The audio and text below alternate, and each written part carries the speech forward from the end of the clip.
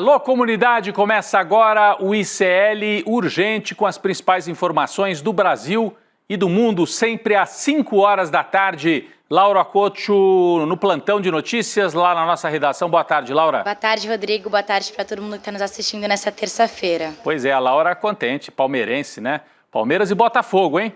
É oitavas de final brasileira no Mundial de Clubes lá nos Estados Unidos. Boa tarde para você que mora nesse país que tem já 2 times classificados para as oitavas de final. Mas a gente não vai falar de nada disso. Nós vamos falar de notícias muito importantes relacionadas ao processo dos golpistas aqui no Brasil. O tenente-coronel Mauro Cid e o general Braga Neto ficaram frente a frente por cerca de 1h30 numa acariação presencial no STF. Você assiste aí imagens de arquivo, porque a acariação de hoje não foi filmada, não foi transmitida. A acariação tratou sobre 2 pontos de divergência nos depoimentos dos réus. Aqui o depoimento do Mauro Cid, né? Então, no depoimento dele e do general Braga Neto, ficaram 2 pontos de divergência. A reunião ocorrida na casa de Braga Neto no dia 12 de novembro de 2022. O Cid deu alguns detalhes, o Braga Neto negou. E a famosa entrega de dinheiro numa caixa de vinho. O Mauro Cid disse que recebeu dinheiro dentro da caixa de vinho do Braga Neto, né? Tanto o general quanto o tenente-coronel, ex-ajudante de ordens do Bolsonaro, mantiveram as suas versões durante a acariação, né? Como eu disse, a audiência não foi filmada, mas acabou de sair, foi divulgada pelo STF, a ata desta acariação. A nossa equipe aqui rapidamente separou alguns trechos para trazer para você desses depoimentos, né, que na verdade foram concomitantes, uma acariação. Então vamos para o primeiro trecho aqui, em que Cid confirma que recebeu a caixa de vinho lacrada e diz que não citou o fato no primeiro depoimento à polícia porque estava ainda em estado de choque. Respondendo ao advogado do réu Braga Neto, ele disse que teria calculado o valor aproximado pelo peso da sacola, mas que em momento algum a sacola, a caixa de vinho, foi aberta por ele. Então o Cid disse que não abriu a sacola, mas calculou o valor pelo peso. É a fala dele. Indagado pelo advogado de Braga Neto se não achou relevante informar a Polícia Federal sobre a questão do dinheiro no depoimento inicial lá para a polícia, Cid disse que estava em estado de choque e por isso não trouxe esta informação. Vamos para mais um trecho desse mesmo depoimento, né? Indagado pelo advogado onde teria sido entregue o dinheiro, o réu colaborador disse não se recordar exatamente, mas citou 3 pontos do Palácio do Alvorada onde isso poderia ter acontecido, locais em que ele transitava bastante: a garagem privativa, a sala, né, dos ajudantes de ordem ou um estacionamento ao lado da piscina. Então ele não traz uma configuração muito precisa. Ele disse que pode ter sido num desses 3 lugares. Indagado pelo advogado do Braga Neto, o réu disse se recordar que o dinheiro foi recebido pela manhã, sem exatamente lembrar o horário, e que a entrega não foi presenciada por mais ninguém e que ele não possui provas materiais do recebimento do dinheiro. Na minha opinião, uma fragilidade aqui do depoimento do Mauro Cid. Eu não estou torcendo para nenhum dos dois, mas a gente observando o que aconteceu. Vamos para mais um trecho aqui que a gente separou rapidinho aqui, acabou de sair, faz menos de 1 hora que saiu esta ata aqui do Supremo Tribunal Federal. Aí eu trouxe os 2 primeiros trechos, é o Mauro Cid falando, e agora tem o Braga Neto falando. E quando eles falam, eles respondem ao Alexandre de Moraes e aos advogados, das duas partes. Agora trecho do Braga Neto. O réu Braga Neto reafirmou que não era comum que lhe pedissem recursos, porque isso era centralizado no presidente do PL ou no próprio presidente da República. Mas que quando o pedido lhe era feito, o seu procedimento era encaminhar ao tesoureiro do PL. Braga Neto se recorda que foi abordado pelo réu colaborador, ou seja, pelo Mauro Cid, na saída do palácio ao lado da piscina, com o pedido do réu, do Mauro Cid, sobre a necessidade de recursos que deveriam ser obtidos pelo PL. Não se falou em valores e Braga Neto encaminhou o pedido ao tesoureiro do PL, ou seja, olha como as histórias batem só em parte. O Mauro Cid diz que aconteceu um encontro, que pode ter sido do lado da piscina, e que ele recebeu o dinheiro do Braga Neto. O Braga Neto lembra que teve um encontro perto da piscina, que foi pedido dinheiro, mas que ele mandou o Cid procurar o tesoureiro do PL. Eu não sei se isso aqui é o Braga Neto querendo se resguardar, de repente acham uma câmera dele com o Mauro Cid perto da piscina, ele fala, eu tive perto da piscina, mas eu não entreguei o dinheiro, né?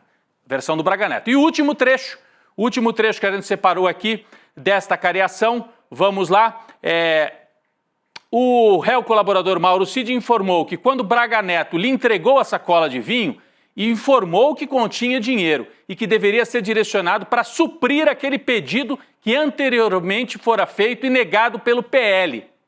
Então a versão do Mauro Cid é diferente. Ele já teria pedido para o PL, não tinha recebido, aí teve que recorrer diretamente ao general Braga Neto. Perguntado pelo advogado de Braga Neto, Mauro Cid disse que no momento da entrega do dinheiro, Braga Neto não mencionou o nome do Major de Oliveira. Após receber o dinheiro, o réu colaborador entrou em contato com o de Oliveira para combinar a entrega. Esse de Oliveira era um daqueles que operavam o grupo, o grupo que estava ali determinado a fazer as ações operacionais na tentativa de golpe de Estado. Então são os trechos que a gente trouxe, permanece a divergência, permanece a guerra de versões. E na saída, depois da acariação, houve falas pesadas dos advogados. Quem traz mais detalhes é a Laura Couto. Laura, por favor. Rodrigo, na saída da cariação que aconteceu hoje de manhã, o advogado do Braga Neto disse a jornalistas que o general afirmou que Cid era mentiroso mais de uma vez, mais de uma oportunidade na cariação, e que o tenente-coronel Mauro Cid ficou de cabeça baixa e não retrucou. Só que a defesa do Cid negou que isso tenha acontecido e nas atas que a gente teve aí, que a gente mostrou, isso também não está registrado, Rodrigo. Pois é, então, o advogado do Braga Neto saiu dizendo, olha, o Braga Neto chamou o Cid de mentiroso e o Cid até baixou a cabeça, não teve resposta. Bom, na ata isso não aparece. Na ata não aparece. Então, será que mentiram nos depoimentos e depois os advogados, algum dos advogados mentiu também? Ou exagerou um pouco? Fica a dúvida, por isso que a nossa chamada é esta. Quem está mentindo? Mas eu quero agora ir para Brasília, porque a repórter Heloísa Vilela, que acompanha todos os depoimentos desde o início aí do núcleo crucial, do núcleo principal do golpe de Estado, está lá em Brasília e vai entrar ao vivo com a gente. Elô, bem-vinda ao ICL Urgente. Queria primeiro o seu balanço dessa acariação. A gente citou a primeira das acariações entre Mauro Cid e Braga Neto. Daqui a pouco vamos falar da segunda, entre Anderson Torres e Freire Gomes. Mas primeiro, a sua impressão, a acariação resolveu o impasse, as divergências? Parece que não, né? Não, Rodrigo, acho que não resolveu nada, não mudou absolutamente nada. E a gente viu aí, como a Laura acabou de contar, a tentativa de ainda dar uma mexida e dar uma versão dessa cariação, né? Então, as mentiras continuam. A gente continua sem saber quem está mentindo mais, ou quem está mentindo menos, ou quem está falando a verdade. Agora, acho importante a gente ressaltar um ponto. O Mauro Cid é um delator, né? Ele não pode mentir, ele tem que falar a verdade. E o Braga Neto está se defendendo, ele é réu, ele pode mentir à vontade para se defender. E você pontuou muito bem, ele falou de um local onde de repente ele pode até ter sido visto, ter sido gravado conversando com o Mauro Cid naquele período, naquelas 2 semanas ou 3, que é a época da qual a gente está falando. E já arranjou uma história para justificar. Então, eu acho que não esclareceu esse ponto. Agora, achei muito interessante o depoimento que veio, a cariação que veio depois, porque nessa do Mauro Cid, continuou um dizendo que o outro está mentindo. Foi importante também o que já tinha vindo à tona de uma maneira um pouco confusa no depoimento do Cid, mas fato é que ele confirmou hoje que ele não viu a cor desse dinheiro. A bolsa estava lacrada, ele não abriu o lacre, não olhou para o dinheiro. Ele disse que imaginou mais ou menos quanto tinha pelo peso da sacola. Então, né, Rodrigo? Então a gente agora... Experiente em carregar dinheiro, Cid. Experiente em carregar dinheiro. Agora, tudo que ele diz pode ser questionado, pode não ser questionado. Resta saber que provas que a justiça tem da circulação desse dinheiro. Esse dinheiro foi parar na mão do de Oliveira? O que ele fez com esse dinheiro? Né? Essas provas existem? Também são outras coisas que o caso pode trazer à tona, mas não, na minha opinião, não mudou nada. Muito bem, Elô, eu queria então pedir que você analisasse a outra cariação. A nossa equipe separou um trecho, eu vou até me virar aqui para outra câmera rapidinho, pessoal, para a gente mostrar aqui no telão um trecho da cariação do Anderson Torres com o general Freire Gomes. Aquela história, deu ordem de prisão, não deu ordem de prisão. Lembrando que o Freire Gomes é testemunha e o Anderson Torres é réu. Então aqui é diferente. A testemunha, portanto, o general, esclarece que jamais deu ordem de prisão ao então presidente da República, mas sim que o avisou das consequências jurídicas do eventual decreto que previa medidas de exceção. Esse é o trecho que nós separamos, mas Heloísa, fique à vontade se você quiser destacar algum outro trecho que você tenha achado mais relevante. Eu acho que assim, é importante falar que por que foi pedida essa cariação. O Anderson Torres está tentando provar que ele não tem nada a ver com isso, que ele não estava nas reuniões dos dias 7 e 14, não participou da discussão no Palácio com o presidente ou com os ministros e os comandantes das forças a respeito dessa possibilidade de GLO, estado de sítio, etc. Porém, o Braga Neto, o Freire Gomes disse realmente ele não estava nas reuniões do 7 e 14, mas eu me lembro da presença do Anderson Torres em outros momentos onde também foi discutida a GLO e ele, como ministro da Justiça, se colocou. Outro ponto importante é a minuta do golpe, né, Rodrigo, Sim. que foi encontrada na casa do Anderson Torres, que ele diz que não era igual ao documento que estava sendo discutido no Palácio. E o Freire Gomes insistiu que era semelhante, que falava de GLO e que, segundo ele, como não tinha indício de fraude, GLO era algo que juridicamente era preocupante, que isso podia trazer problemas jurídicos para o Bolsonaro, apesar dele não ter dado uma ordem de prisão ao ex-chefe. Então eu acho que Anderson Torres conseguiu um pouco se livrar da presença nos momentos todos das discussões a respeito da tentativa de golpe, mas não conseguiu livrar o fato que é a prova pior de todas, que é a presença da minuta golpista na casa dele, que, pelo que disse o general, é muito semelhante ao documento que estava sendo discutido pelos golpistas. Muito bem, Elo. Então, a Heloísa Vilela volta daqui a pouquinho no ICL Notícias, segunda edição, com mais análise, vai ter tempo de se debruçar ainda mais sobre estas atas, né? E com mais avaliações sobre essas duas acariações de hoje, importantíssimas nesse processo do golpe de Estado. Elo, eu abri o programa dizendo que tinha palmeirense feliz aqui, a Laura Couto palmeirense. É uma acariação aqui entre uma palmeirense e uma botafoguense. A Elo também feliz com a vitória, com a passagem do Botafogo para a segunda fase do Mundial. Palmeiras... E muito. Vamos ter uma acariação em breve entre a Elo e a Laura Couto, Botafogo e Palmeiras. Valeu, obrigado, Elo. Você volta daqui a pouquinho. Até mais. Valeu. Olha aí, botafoguenses e palmeirenses. Daqui a pouco tem Flamengo também, né? Hoje o Flamengo decide a vaga. Bom, vamos falar de guerra, Irã, Israel. O cessar-fogo entre os dois países aconteceu de fato, pelo menos foi anunciado pelas duas partes hoje. Depois de 12 dias de combates, o primeiro-ministro israelense Benjamin Netanyahu anunciou que Israel vai parar de atacar o Irã. Fez a declaração formalmente.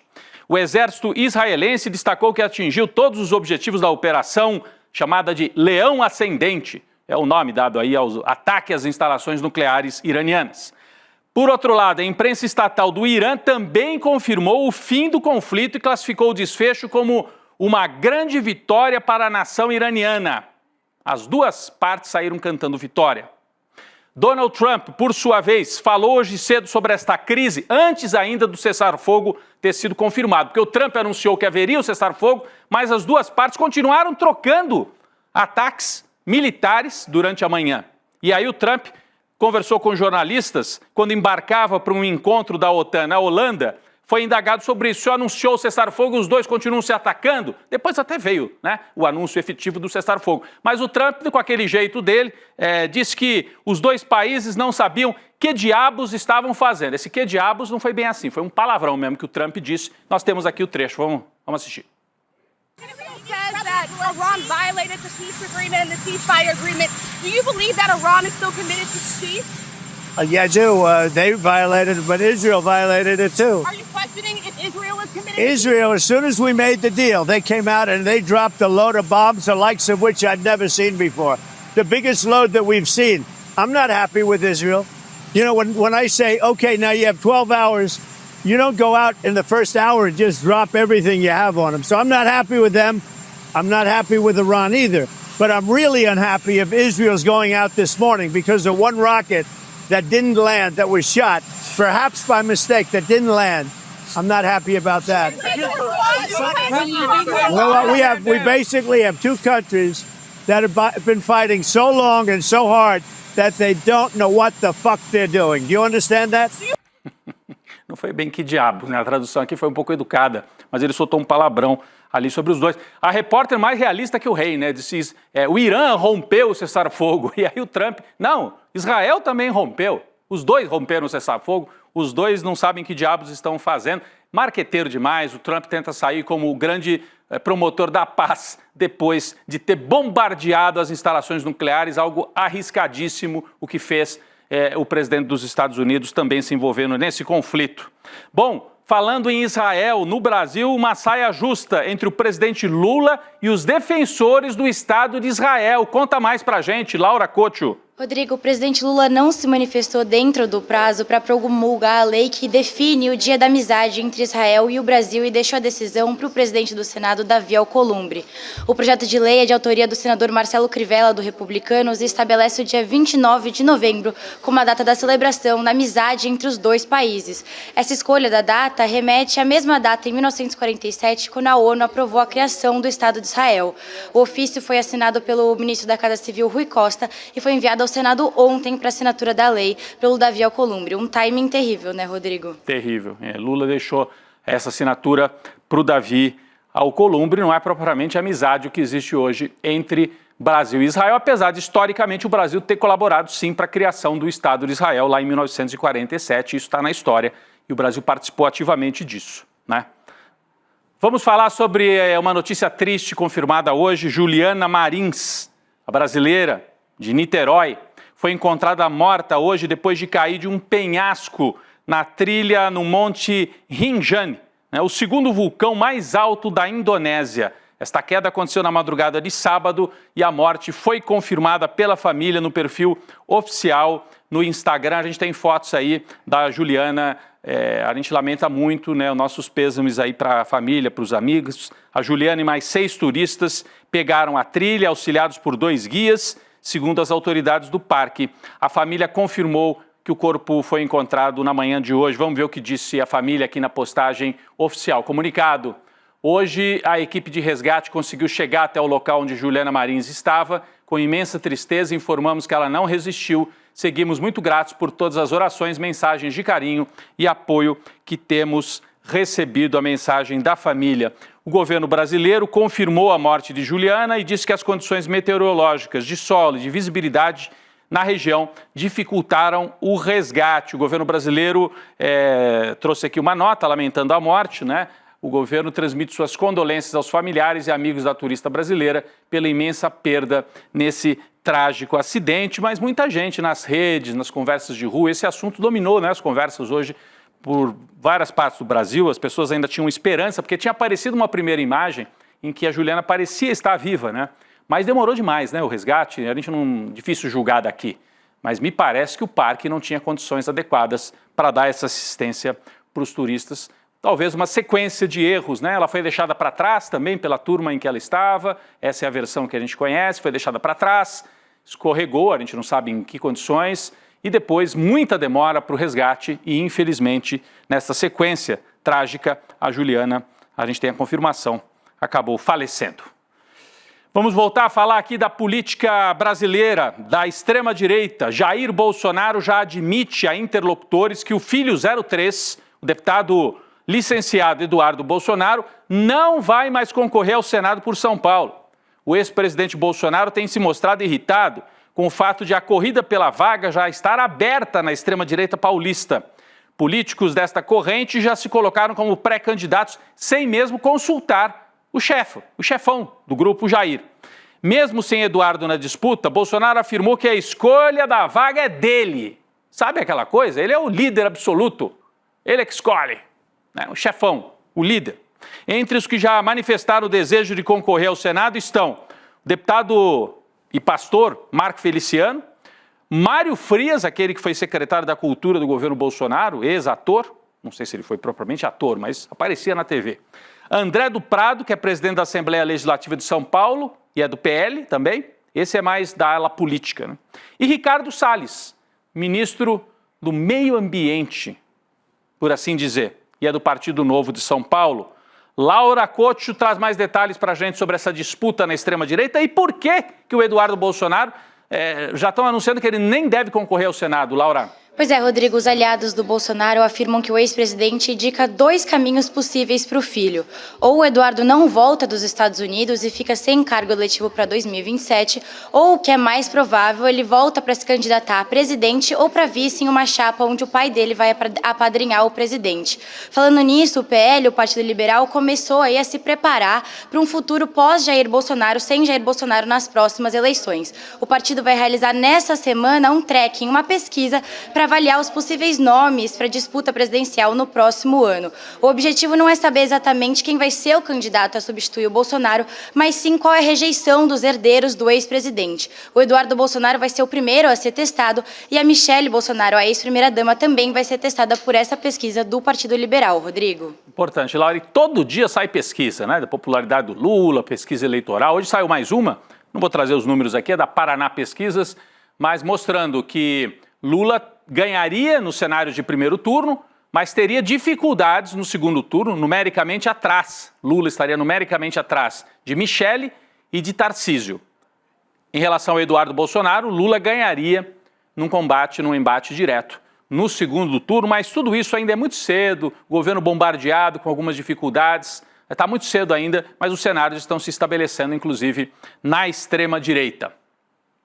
No campo da esquerda, a gente tem uma situação complicada, né? Os ataques a Erika Hilton, do PSOL, nas últimas 24 horas. Políticos de oposição, ou seja, da extrema-direita, apresentaram hoje representação contra a deputada federal, Erika Hilton, à Procuradoria-Geral da República, para que o órgão investigue a legalidade da contratação de 2 maquiadores que trabalham para a deputada como assessores do seu gabinete. Os deputados da oposição acionaram também o Conselho de Ética da Câmara e o Ministério Público contra a Erika Hilton. Laura Couto explica melhor para a gente essa história. Rodrigo, o que aconteceu foi que ontem a jornalista Andresa Matais publicou na sua coluna do Metrópolis uma denúncia contra a Erika Hilton, afirmando que a deputada contratou 2 maquiadores como seus assessores parlamentares na Câmara dos Deputados. De acordo com a coluna da Andresa, os maquiadores são o Ronald Haas, que recebe cerca de 9 mil por mês, e o Indy Montiel, que recebe um salário de 2 mil reais por mês. Os 2 já publicaram fotos nas redes divulgando maquiagens que fizeram na Erika Hilton. Eles foram nomeados para esses cargos nesse ano, nesse semestre desse ano. Agora, a deputada Erika Hilton, ela se pronunciou, a gente pegou um trecho aí da fala dela. Em resposta, ela disse que as acusações são simplesmente uma invenção. Ela disse: o que eu tenho são 2 secretários parlamentares que todos os dias estão comigo e me assessoram em comissões e audiências. Sim, eu conheci ele como maquiadores, identifiquei outros talentos e os chamei para trabalhar comigo. Quando podem, fazem minha maquiagem e eu os acredito por isso. Mas se não fizessem, continuariam sendo meus secretários parlamentares. A velocidade com que espalharam essa mentira ontem é desumana. A Erika ainda afirmou que está sendo perseguida e que a oposição não digeriu o simples fato dela existir e continuar viva, Rodrigo. Realmente, por um lado, a oposição não aceita a presença da Erika Hilton no Congresso. Por outro lado, eu acho que deveria ser melhor esclarecido isso, né? 2 maquiadores, eles estão lá como maquiadores ou como assessores parlamentares? A profissão deles, maquiadores. Ok, e eles entendem de leis, entendem de assessoramento parlamentar? Ela diz, não, eles são maquiadores, me ajudam na maquiagem, mas também são assessores parlamentares. É claro que tem uma exploração aí, porque a Erika Hilton incomoda muito, mas é bom que ela explique melhor. Eu acho um pouco estranho, para dizer o mínimo, mas está feito aí o registro. O STF vai retomar amanhã o julgamento que discute a responsabilidade civil das plataformas digitais por publicações ilegais feitas pelos usuários. O Google, que acompanha de perto o julgamento na corte, apoia a inclusão de crimes graves, exploração infantil e terrorismo como exceções ao artigo 19 do Marco Civil da Internet. Isso quer dizer que as plataformas devem ser responsabilizadas por publicações desse teor, sem a necessidade de uma decisão judicial. No entanto, o presidente do Google no Brasil, Fábio Coelho, alerta para consequências indesejadas, segundo ele, né? Caso haja uma mudança muito ampla na legislação. Laura traz mais informações sobre isso. Rodrigo, em entrevista ao jornal Folha de São Paulo, o presidente do Google no Brasil deu a entender que pode restringir a atuação aqui no país caso haja mudanças drásticas nessas regras. Ele disse o seguinte: dependendo de como for essa atualização do artigo 19, isso pode nos tornar um pouco menos participantes de todas as discussões que ocorrem no Brasil e nos levar a remover mais conteúdos no país. O julgamento do STF gira justamente em torno desse artigo 19 do Marco Civil da Internet, que atualmente prevê que as empresas só podem ser responsabilizadas se descumprirem uma ordem judicial para retirar o conteúdo das redes. Rodrigo. Muito bem, na sessão anterior, o plenário do STF já formou maioria de 7-1 para permitir, sim, a responsabilização das plataformas por causa desses conteúdos ilegais. Votaram a favor os ministros Dias Toffoli, Luiz Fux, Flávio Dino, Cristiano Zanin, Gilmar Mendes, Luiz Roberto Barroso e Alexandre de Moraes. Só o ministro André Mendonça, o terrivelmente evangélico e terrivelmente bolsonarista, foi o único, André Mendonça, a votar contra. Faltam votar ainda Fachin e Carmen Lúcia. O ministro Luiz Roberto Barroso marcou um almoço com os colegas para a próxima quarta para discutir um consenso, porque os votos é muito detalhe, então eles têm que consensuar um voto médio para explicitar qual regra vai valer em relação às plataformas aqui no Brasil. Então, está feito aí o registro, a gente vai seguir acompanhando nos próximos dias. A extrema-direita está a 1000 por hora no Congresso Nacional. Comissão de Segurança Pública da Câmara aprovou um requerimento solicitando à PGR, Procuradoria-Geral da República, a investigação contra o presidente Lula por declarações relativas às fraudes do INSS, sendo que o Lula disse, olha, tem fraude, tem que investigar e tem que devolver o dinheiro para a turma. Mas a direita quer que o Lula seja investigado pela PGR. O documento ainda precisa da validação do presidente da Câmara, Hugo Mota, para ser enviado à PGR. Então é um pouco assim também de barulho, estão fazendo borbulha, pedindo que a PGR abra uma investigação. Laura, mais detalhes? Rodrigo, esse ofício da comissão faz referência a uma fala do Lula durante uma entrevista coletiva no dia 13 de junho. Na coletiva, o presidente Lula disse ter pedido cautela à PF e da AGU para que não houvesse, entre aspas, crucificação das entidades investigadas. Só que, como você falou, Rodrigo, a oposição tem pressionado muito o Hugo Mota para pedir essa investigação. O presidente da Câmara está em recesso não oficial para as festas de São João na Paraíba, mas deve decidir se envia o pedido para a PGR antes do recesso parlamentar, que acontece no meio de julho, Rodrigo. É isso, o Hugo Mota está tomando uísque na festa junina. Festa junina o pessoal toma quentão, toma cachaça, agora o uísque tomando no gargalo, uma cena esquisita, mas o Hugo Mota está lá tomando uísque no São João e depois vai decidir sobre essas questões importantes para o país. Vamos voltar à questão do Oriente Médio, porque tem cessar-fogo oficialmente entre Irã e Israel, e agora o Irã se volta totalmente de novo para Gaza, para um massacre promovido pelo Estado fora da lei de Israel. Ao menos 40 palestinos foram mortos desde as primeiras horas desta terça-feira, segundo o jornal libanês Al-Mayadin. Ataques aéreos israelenses atingiram várias áreas, incluindo bairros residenciais e locais onde civis estavam reunidos. O número ainda inclui 29 pessoas que foram mortas em mais um ataque perto de um centro de distribuição de alimentos. É o genocídio em marcha por parte de Israel. Segundo o Ministério da Saúde lá de Gaza, foram 39 mortes por conta de bombardeio e mais 317 pessoas feridas ontem. Entre sexta e sábado, o número chegou a 200 em apenas 48 horas. Ao longo de 20 meses, são 56 mil palestinos assassinados pelas forças do Estado de Israel. O massacre continua. Vou fazer um convite aqui para todo mundo que nos acompanha. Você quer ganhar o e-book Investir é para Todos, do Eduardo Moreira? Então presta atenção, é só fazer a sua inscrição na aula aberta que acontece nesse domingo. Dicas do Edu, uma análise profunda do mercado. Nesta aula, Investir é para Todos. Como é que você participa? Você tecla iclurgente.com.br, iclurgente.com.br. Vai abrir um campo, você põe o seu e-mail e aí a turma do ICL te avisa no domingo, olha, é hoje, hein? Domingo, 8 da noite, e aí você assiste esta aula. Garanta o seu lugar nesta aula aberta do programa Investidor Mestre, que já formou mais de 70 mil alunos em educação financeira. O mundo está complicado, petróleo, a guerra, ameaçando subir preço de petróleo. Está complicado demais? O Eduardo descomplica para você. O Edu Moreira, no domingo, às 8 da noite. Está feito o convite. Eu agradeço também a Laura Couto, que mais uma vez esteve com a gente aqui ao vivo no ICL Urgente. Laura, obrigado. Obrigada, Rodrigo. Até amanhã. Até amanhã. E a Gabi Varela e o Chico Sá vão chegando com a Heloísa Vilela para analisar cariações, guerra e vários outros temas no N2. Daqui a pouco eu também estou por lá. Valeu, gente. Obrigado. Olá, eu tenho uma dica importante para te dar e tem a ver com o seu dinheiro. Fazer investimento não é algo reservado apenas para as pessoas muito ricas, não, e que entendem a questão do mercado.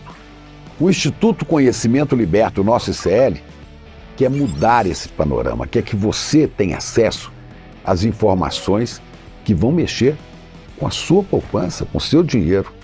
É um manual para você começar a entender de verdade como é que opera o mercado financeiro. Eduardo Moreira, que veio do mercado, conhece bem isso, vai dar uma aula online de graça. É para você que quer cuidar do seu futuro, sem depender de ninguém e sem embarcar em canoas furadas, discutindo e analisando tudo que tem a ver com dinheiro. Para essa aula, investir é para todos. No dia 29 de junho, um domingo, a partir das 8 da noite. Fique de olho que alguma coisa melhora na sua economia pessoal. Até lá. Don't waste my time. Na loja Sou ICL você encontra camisetas, canecas, mochilas e bonés que carregam ideias.